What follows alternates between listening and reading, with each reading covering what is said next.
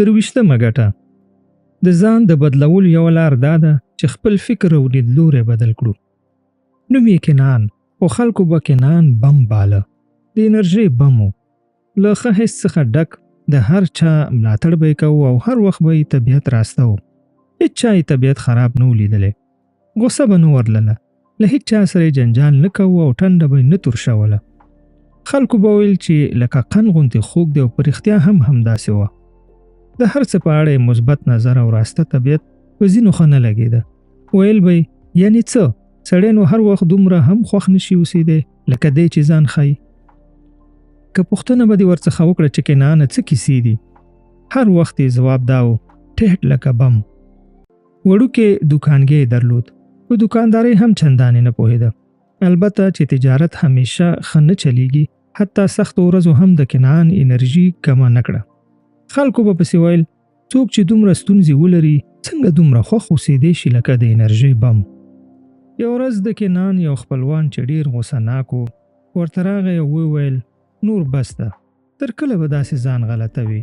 موږ ټول انسانان یو او کله ناکله مو طبیعت خرابېږي، خفه کېږو، غوسه راځي او ځان نشو کنټرولولی. دا نو بیخي امکان نه لري. ته څنګه مدام لکه بم له انرژۍ ډکې؟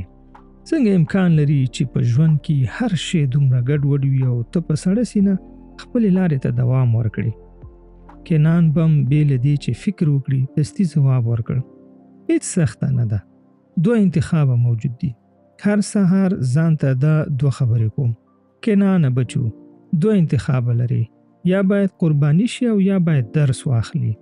انتخاب ستا په لاس کې دی او معمولاً د درس اخیستل انتخاب و. دا مې زده کړي دي چې له هغه بل انتخابه څه نه جوړېږي. هر څوک چې راځي او غواړي له ما سره د زړه درد شریک کړي نو همدا کار کوم. یا باید شکایتونه او ګیلې ومنم او یا باید له ستونزې مثبت نکات واخلم او فکر پرې وکړم. بله لار نشته. ځان ته مې یادوم چې هر څه چې شوي وي زه باید مثبت نکات پیدا کړم. سړي ورته وویل زه بابا. د کنعان ځواب سړی قانع کړی نه و. ویل ګپ دې جوړ کړی، یا به قرباني کېږم او یا به درس اخلم. نو که زه پرېکړه وکړم چې درس واخلم هر څه به سم شي، مزې به وي. کنعان بم ویل البته چې همداسې ده، همدومره اسانه. وروره ګله، ژوند ستا د انتخابونو ټولګه ده. د دې سرنوشت چې څنګه ژوند وکړي ستا په لاس کې دی. انتخاب ستا په لاس کې دی. یا به وایي چې دا ټکه ولې په ما پرېوته او ناس به او ورته ژاړې به، او یا به ځان ته ډاډګیرنه ورکوي او له ځانه سره به وایي چې نور به ډېر دقت کوم. هله به بیا لکه ما غوندې چاته چې غمونو او دردونو ته نه ژاړي دومره نه حیرانېږي. کنعان بم به تل لکه خپله همدا خبره ژوند کاوه. داسې نه وه چې په ژوند کې بدې بېکارۍ نه وي. حتی یو ځل یې دوکان ته غله راغلل. دی په دوکان کې و. نو غلو چې کله دی ولید وډال شول او د ځان له ډارې ډزې پرې وکړې او ټپي کړ. کنعان څو اونۍ په روغتون کې بستر و. بیا چې کله له روغتون څخه رخصت شو یو ورځ بیا له خپل غوسهناک خپلوان سره مخ شو. سړي ورته وویل څنګه یې کنعانه بمه؟ وایا تر اوسه دې په بدن کې مرمۍ پاتې دي؟ کنعان ځواب ورکړ مشره لکه بم غوندې یم. سړي وویل لا هم په خپل خرس پورې؟ هو مشره. کله چې ولګېدم او په ځمکه وغورځېدم له ځان سره مې وویل کنعانه بچو 2 لارې لري، یا به مري او یا به ژوندی پاتې کېږي، او ما ژوند انتخاب کړ. بېهوشه نه شوې؟ نور مې څه په یاد نه دي. نه پوهېږم چې روغتون ته څنګه ورسېدم. فقط دا مې په یاد دي چې ډاکټران مې سر ته ولاړ ول او ټولو فکر کاوه چې زه به مرم. خبرې مې اورېدې چې سره ویل یې چې زموږ له لاسه څه پوره نه دي. کوم چا راڅخه وپوښتل چې آیا له کومو درملو سره خو به حساسیت نه لري؟ ومې ویل چې زه له مرګ سره حساسیت لرم. داسې مه رانږدې کېږئ لکه ما چې کالبد شکافي کاوئ. ټولو سره وخندل. په دې کې یو ډاکټر وویل تشویش مه کوه، رک روغ به شي، لکه بم غوندې به شي. په همغه وخت کې هغه خلک را یاد شول چې ژوندي دي خو ژوند نه کوي. له کله راهیسې چې له روغتونه را رخصت شوی هر وخت په همدې موضوع فکر کوم چې ما ژوند نه بلکې ژوند کول انتخاب کړ. په ستونزو کې هم معنا ومومه. ویکتور فرانکل د نړۍ مشهور ارواپوه دی. په دویمې نړیوالې جګړې کې د هټلر د اجباري کار نیبیګار په کم کې بندي و او بالاخره ژوندی ترې راوتلی دی. کله چې له زندان څخه په راوتلو بریالی شو، نو د نوموړي دورې تجربې د لوګوتراپۍ تر سرلیک لاندې چې د رواني معالجې یو ډول دی بیان کړي، یعنی د معنا لټه. هغه د معالجې په دې طریقه کې په دې باور و چې د معنا د لټې او په ژوند کې د هدف درلودو په وسیله سړی کولی شي ستونزې او مشکلات وزغمي. په نړۍ کې چې د معنا د لټون په اړه کوم کتابونه خپاره شوي دي، زما باندې تر ټولو مشهور او اغیز لرونکي جمله دا ده: څه چې غواړي ودې کړي. په تا کې داسې یو څه دي چې هغوی په هیڅ صورت له تا څخه جلا کولی نشي او نه یې در څخه اخیستلی شي، او هغه ستا د دنننۍ ازادي ده. هغه پریکړه چې تا له ځان سره کړې.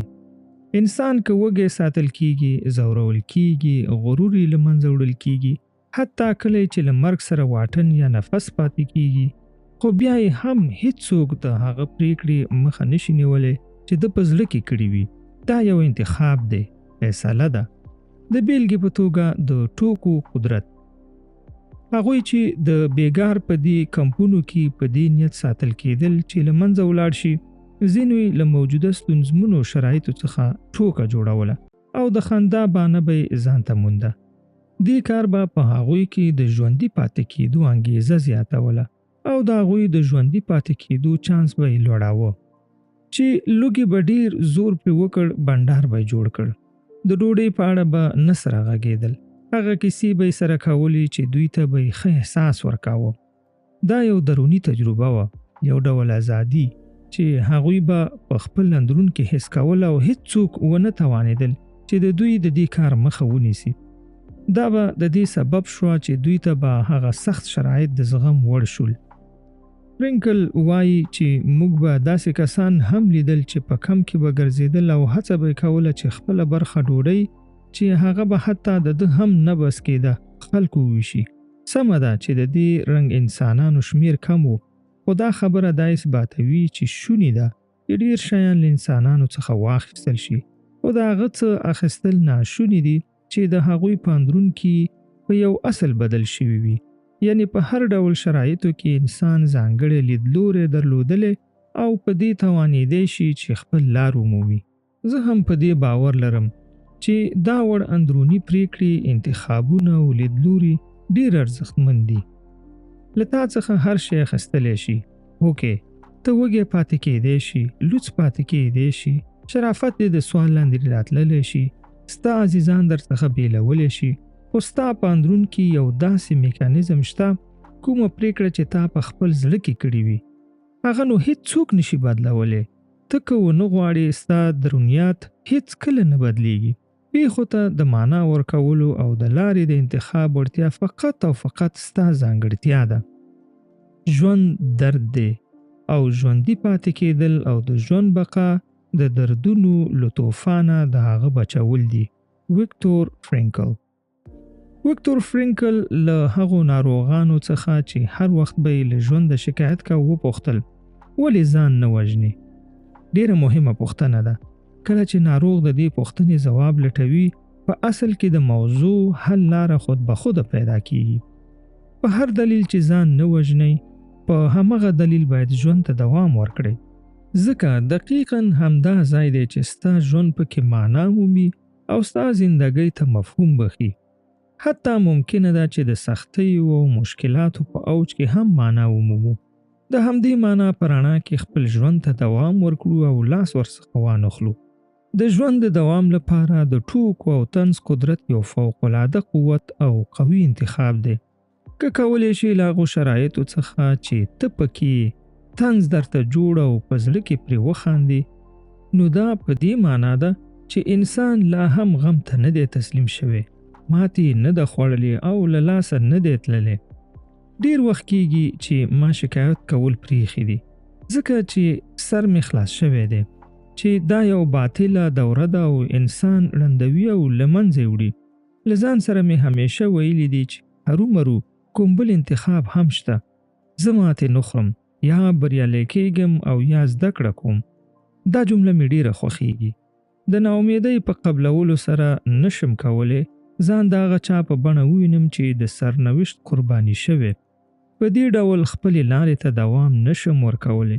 ژوند هیڅ چاته ګل او بلبل نه دی، بلکې ځینو ته کله ډیر سخت او درندناک دی. عجیبه زمانه ده، که نن بریالی شوي خوشحالیږي او سبا بیا ویني چې همغه شی درته بې ارزښته وي. که شکایتونو ته کینو نو دومره ګیلې لرو چې په هیڅ کتاب کې نه ځایږي او دا عمر ورته بسنه نه کوي. هره شیبه او ګړۍ له یو درد او تجربې سره مخ کیږو، کله لنډ او کله هم اوږد. دردونه به په خیر خلاص شي، ډیر تشویش نه دی پکار. کله چې درد را ورسید موږ دوه انتخاب لرو، یا به ماتې منو او یا ځان به ګوښه کوو او یا به خپل درد له لاسه نیسو او خپل لارې ته به دوام ورکوو. یا ماتې خوري یا زده کړه کوي، یا به ګیلې او شکایتونه کوي او ځای په ځای به کینی او یا به شکایت نه کوي او خپل لارې ته به دوام ورکوي. غواړم د دې خبرې یادونه هم وکړم هغوی چې غوره یې ګڼلې چې شکایت ونه کړي، ماتې ونه خوري او تګ ونه کړي، دردونه یې په خپل ځان کې ښخ کړي دي. په هغوی د خوشچانسه ټاپه مه وهئ، دوی خوشچانسه نه دي، دوی په ځان باور کړي او ځانونه یې بچ کړي دي. 40مه ګټه: 5 بیزوګان. د 5 بیزوګانو په نوم یو تجربه ډیره مشهوره ده. 5 بیزوګان یې د تجربې لپاره په قفس کې واچول او د قفس د پاسه یې څو دانې کیلې راځوړندې کړي. د قفس په منځ کې یوه زینه کېښوده.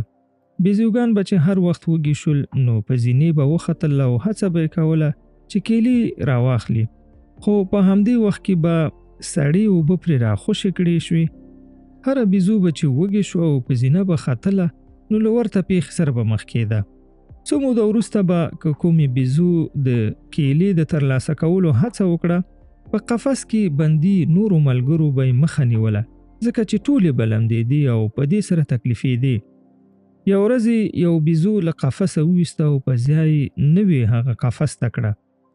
نوې بیزو به چې وږې شوه نو کیلو ته به یې زړه کېده او په زینه به ختله، خو نورو بیزوګانو به حمله پرې وکړه او نه یې پرېښوده چې په زینه وخیږي. بیا یې بله بیزو له قفسه وویسته او په ځای نوې هغه راوسته. نوې بیزو به هم چې کله په زینې د ختلو هڅه وکړه نو د نورو بیزوګانو له لوري به یې مخه نیول کېده. دا تجربه تر هغو تکرار شوه چې د لومړنیو 5 بیزوګانو د وروستي هغه د وتلو نوبت ورسید.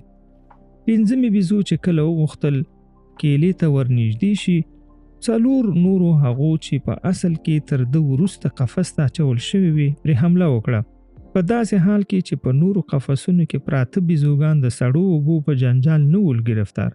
خو په دې قفس کې بیا کیسه بل ډول وه.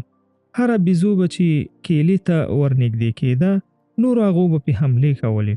یوه هم په دې نه پوهېده چې دوی دا کار ولې کوي. کیلې هغسې په قفس را زړېدې او یوې بیزو یې هم د راخیستلو هڅه نه کوله. په قفس کې دا چلند په یو معمول بدل شوی و. پوښتنې او ګروېږنې. پوښتنې او ګروېږنې له امید سره تړاو لري. پوښتنه کول ولې مهمه موضوع ده؟ دا چې د ځینو پیښو په اړه پوښتنې کول د موجود نظام اخلال ګڼل کیږي، د هغو کسانو له لوري به د غبرګون لامل وګرځي چې ځینې شیان په پټو سترګو مني. انسانان له ذهني پلوه بې له دې چې متوجه اوسي ځینې کارونه په تکراري ډول ترسره کوي، لکه موټرواني.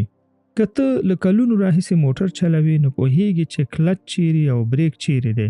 اړتیا نشته دی چې ته فکر وکړې چې اوس موټر باید څنګه چالان کړي او بریک څنګه ونیسي. دا هر څه خود به خوده ترسره کیږي درڅخه. کله چې له کار ځایه د کور په لور راځي نو بې له دې چې فکر وکړي او یا ورک شي د کور لاره وهي. حتی ځینې وخت د لارې په سر ونو او نورو معمولي شیانو ته متوجه کیږي هم نه. دا د مغز اتوماتیک فعالیت دی. هغه کار چې مجبور نه یې په اړه یې پوښتنې او ګروېږنې وکړي او په همغه تکراري ډول ترسره کیږي. خو که په نوې بڼه او کومې بلې لارې وي نو په دې صورت کې شرایط بدلیږي. همداسې نه ده؟ باید ډیر دقت وکړي چې پښه دې بنده نشي او یا له کومې ونې سره ټکر ونه کړي. روټین یعنی تکراري کارونه زموږ د ذهن او ژوند لپاره اسانه دي. جنجال او سټرس نه جوړوي، ډهر نه ایجادوي د امنیت احساس ورکوي. خو کله چې زموږ مغز له دې اسانتیاوو څخه ګټه اخلي نو د مهمو کارونو کیفیت او گنجایش ورته لا سختیږي.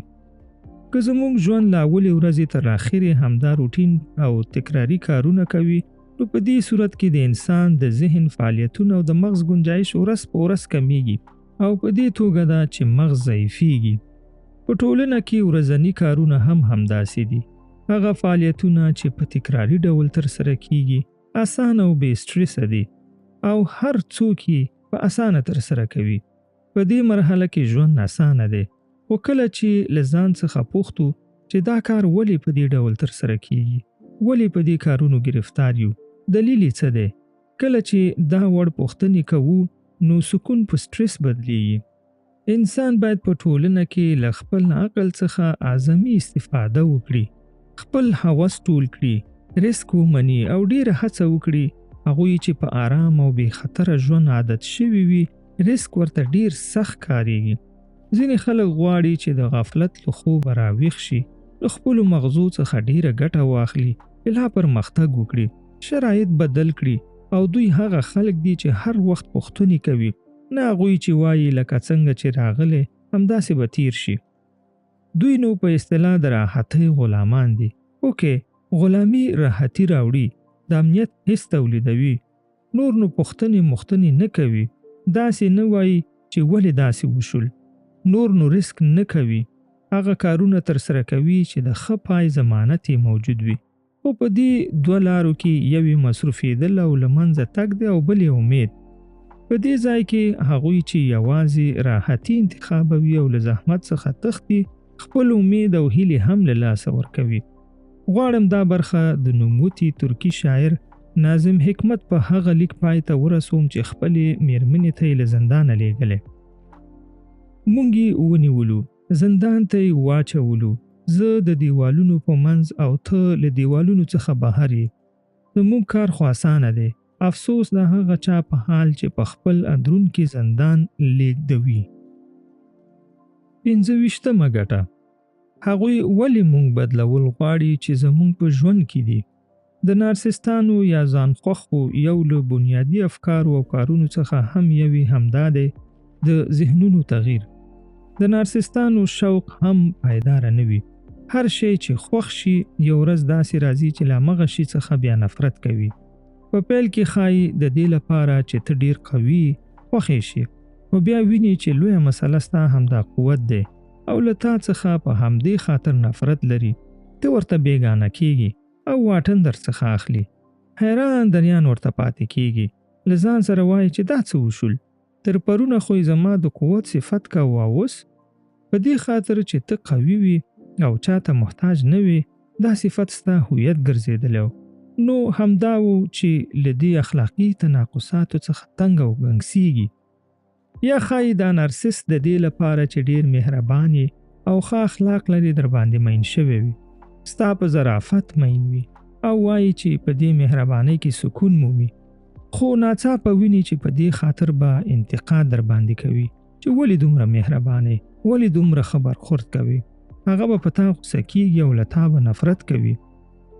تا چې نه پوهیږي چې په اصل کې دوی اوس غواړي څه، تا به له ځان څخه مایوسه کړي. ډاډه کېدی نشي چې اوس دې اخلاق ښه دي که بد، ځکه د همدې صفت په خاطر هم مینه در سره شوي او هم ښه ډیر نفرت. دا ډول چلن ډیر بد دی، ځکه په دې ډول حالاتو کې ډیری دې ته مجبوریږي چې هغسې چلن وکړي چې د نورو خوښ شي، یعنی مجبور دي چې ځان هغسې وښیي چې نه دي. هغوی هیله لري چې تا له ځانه بیګانه کړي، نو همغه وي چې ته هغه کارونه شروع کوي چې تر اوسه دې بیخي نه وي کړي، یعنی غواړي په هغه چا بدل شي چې اصلا نه یې. دا کار په یو ډول د رواني زور ښکارېدل دي. ډیری کسان چې له تا سره مینه لري، مثلا د کورنۍ غړي او دوستان، ستا دې تغییر ته متوجه کیږي او هیله در څخه کوي چې خیر دی، په ځان پام کوه، ته خو داسې نه وي، ته خو هر وخت خوشحاله وي، په ځان دې باور درلود او له ژونده دې خوند اخیست. ښایي دا اړیکه ستا لپاره مناسبه نه وي، نو ډاډه اوسه چې هغوی په حق دي او پرېږده چې مرسته در سره وکړي. وایي چې باران مې خوښیږي، خو کله چې باران وریږي بیا دې په سر چترۍ نیسي. وایي چې لمر مې خوښیږي، خو چې لمر شي بیا پردې کش کوي. وایي چې باد مې خوښیږي، خو کله چې باد شي بیا کړکۍ تړي. او زه ډارېږم په دې چې ته خو وایي چې زه دې هم خوښیږم. ویلیام شکسپیر. 26مه ګټه: فقر که محرومیت. یو شتمن خپل زوی یو غریبي کلیوالي سیمې ته بیایي ترڅو د خلکو فقر وویني او په خپلو شتو شکر وباسي. هغه زوی چې د دنیا له ټولو نعمتونو څخه برخامن وي او حتی یو قدم هم بغیر له موټره نه ږدي. پلار غوښتل چې زوی وویني چې کلیوال څومره سخت ژوند لري. هغوی د یو فقیر کلیوال کره میلمانه شول. خوراک څښاک او بنډار یې وکړ. ډوډۍ چې خلاصه شوه نو کلیوال هغوی چکر ته وویستل. په ښایسته ځایونو وګرځېدل او ماښام بیرته د ښار په لورې روان شول. په لاره کې پلار له خپل زویه پوښتي: ودې لیدل زویه، خلک څومره غریبان دي او څومره سخت ژوند لري؟ زوی وایي: هو ومې لیدل پلاره. پلار بیا پوښتي: ښه، له دې سفره دې څه زده کړل؟ زوی ځواب ورکړ: موږ په خپل کور کې یو سپی لرو. هغوی 4 سپیان درلودل. موږ د خپل کور په انګړ کې کوچنی حوض لرو. هغوی سیند درلود. موږ په انګړ کې یو څو څراغه لرو، خو هغوی یو عالم ځلانده ستوري. موږ یو کوچنی انګړ لرو او هغوی دومره لوی انګړ چې ټول اسمان ترې ښکاري. پلار په حیرانتیا وپوښتل: مطلب دې څه دی؟ زوی وایي: پلاره، ډیره مننه چې زه دې په دې وپوهولم چې موږ څومره غریبان یو. زه په دې فکر وم چې موږ ډیر شتمن یو. حقیقي دنیا درته سازه کړه، له عددونو او ارقامو ځان خلاص کړه. ټولو د انتوان دو سنټ اګزوپري د کوچني شهزاده تر سرلیک لاندې مشهور داستان لوستی. کله چې کوچنی شهزاده د لویانو له دنیا څخه شکایت کوي نو دې ته سخت حیرانیږي چې دوی ولې له ارقامو او اعدادو سره دومره تړلي دي. لویان له عددونو سره مینه لري. کله چې هغوی ته د خپل نوي دوست په اړه غږیږي نو هغوی به درڅخه دا نه پوښتي چې مثلا غږ یې څنګه دی، کومې لوبې یې خوښیږي، بلکې دستي به دا پوښتنې کوي چې څومره کال عمر لري، څو خویندې ورونه لري، څو کیلو وزن لري، لارې څومره عاید لري. دوی یوازې له همدې لارې کولی شي چې نوی شخص یا شی تشخیص کړي. که لویانو ته ووایي چې ما یو کور لیدلی چې ښایسته دیوالونه لري، باغ لري، قندیلونه په ځوړند دي او په بام یې مرغان الوزي، نو هغوی په ذهن کې انځور نشي ترسیموي او په سمه توګه یې نشي تشخیصوي. خو که ورته ووایي چې یو کور مې لیدلی چې دومره میلونه لري یا په دومره افغانۍ قیمت لري، نو دستي وایي چې څه وایي، بېشک والا دا به څه یو کور او خوله له حیرانۍ څخه خلاصه پاتې کیږي. موږ د هر شي ارزښت له مادي اړخه او البته چې ډیری وخت په اعدادو او ارقامو ټاکو، نورې ارزښتمنې ځانګړتیاوې ډیرې کمرنګه شوي دي. په حقیقت کې نور په ارزښتونو کې تجدید نظر شوی دی. حتی د یو شي ارزښت په تبلیغاتو او د هغه په محبوبیت پورې تړلی دی. سرو ډبرو والا کور. کله چې دا وایو نو په اسانۍ تصور نشو کولی. د درد لپاره لا ډیرو جزئیاتو ته اړتیا لرو. دا چې سرې ډبرې یو کور ته څومره ښکلا بخي یا یې نه بخي راته د درک وړ نه دي. له ځان څخه پوښتو چې څومره لوی دی، څو کوټې لري. 3 پوړه کور، 8 کوټې، 18 کړکۍ، سیند ته مخامخ او په سرو ډبرو ښکلی شوی. دا کور درک وړ دی او هغه په دې چې عددي جزئیات یې پرې اضافه شوي دي. خو که ووایو چې یو کوټې والا کور چې یوه کړکۍ لري او له سیند غاړې څخه 12 کیلومتره لرې دی، راته چندانې خوندور نه ښکاري. په اصل کې د کوچني شهزاده شکایت پر ځای دی. ولې یو کوټې والا کور د لویانو په اند کافي نه ښکاري؟ هغوی ولې همیشه د اعدادو شا نیولې ده؟ متاسفانه چې د اعدادو او ارقامو نړۍ واقعي ارزښتونه اغېزمنوي او واقعي ارزښتونه له غیر واقعي سره یو کوي. دا چې مخې ته ناست شخص مو څو کاله عمر لري زموږ په ارزښت ورکولو کې ډیر رول لري او دا واقعا یو لوی مشکل دی. ستاسو په اند موږ د اعدادو او ارقامو قرباني نه یو؟ داسې خو نه ده چې کوم څوک یا کسان زموږ ارزښتونه راڅخه غلا کوي. دا چاره د دې سبب نشي کېدی چې موږ واقعي ارزښتونه ونه پیژنو او یا رښتونی ارزښتونه جوړ نشو کړی. دا موضوع زموږ په کوښښ پورې تړاو لري، کوم چې له اعدادو او ارقامو لوړه ده. ارزښت ورکول په مینې او محبت، آګاهۍ او زموږ په فرهنګ او کلتور پورې هم اړه لري. کوم شی چې ارزښت نه لري په هغه کې مینه، هڅه او آګاهي نه وي، او همدغه شیان بیا د انسانانو په دنیا کې په دومره لویو عددونو او ارقامو معامله کیږي چې ته به وایې کومه لویه سیالي روانه ده. زه په دې اند یم چې ارزښتونه باید جلا محاسبه شي. یعنی ضروري نه ده هر هغه شی چې قیمتي وي نو باید ارزښتمندي هم اوسي. قیمت د ارزښت په معنا نه ده.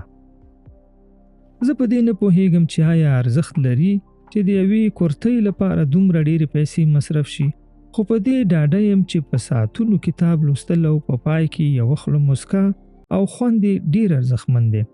هغه شی ارزښتمند دی چې زموږ حال ښه کړي، طبیعت مو راسته کړي. هغه څه چې بنیاد یې په ځان ښودنې ولاړ وي هیڅکله به د سړي حال ښه نه کړي. ښایي د یوې شېبې لپاره به زموږ لپاره ښه وي، خو دا فقط یو شیبه ده او په نهایت کې انسان ته د کم ارزښتۍ حس انتقالوي. یعنی انسان ته کوم شی نه اضافه کوي، ارزښتونه نه لوړوي، فقط د توجه د جلبولو لامل ګرځي. زما په اند بهتره دا ده چې ځان ته یو داسې دنیا سازه کړو چې په هغې کې اعداد او ارقام ډېر اهمیت ونه لري. لویوالی او کوچنیوالی مهم نه دی، شیان پکې کم دي، خلک پکې کم دي، پلانکې او ډینګې نه لري. دا مهمه نه دی. مهمه دا ده چې په دې کوچنۍ دنیا کې آزاد او په خپل زړه ژوند کولی شو. حسابونه او کتابونه پکې کم وي، له هر چا سره مو چې زړه وي دوستي او اړیکه جوړولی شو، خبرې اترې کولی شو، عمر پکې مشکل نه ګڼل کیږي، ټولنیزې او مالي طبقې نه لري او داسې نور. مهمه نه ده چې ډیر کتابونه ولري. داسې انسانان شته چې ډیر کم کتابونه لري او ډیر ارزښتمن او ګټور ژوند کوي. که هغوی کومه ورځ خپل کتابتون خرڅ کړي نو له مالي اړخه به ګټه کمه وکړي، خو هغه درسونه او زده کړې چې له نوموړو کتابونو څخه ترلاسه کړي ډېرې ارزښتمن او نایابه دي. زما په اند ځینې مفاهیم باید له سره تعریف شي. باید څېړنه وکړو چې کوم یو یې څومره ارزښت لري، په ژوند کې د کوم یوه تله درنه ده. هغه شیان چې په ژوند کې دي په رښتیا ارزښتمن دي که یوازې قیمتي دي.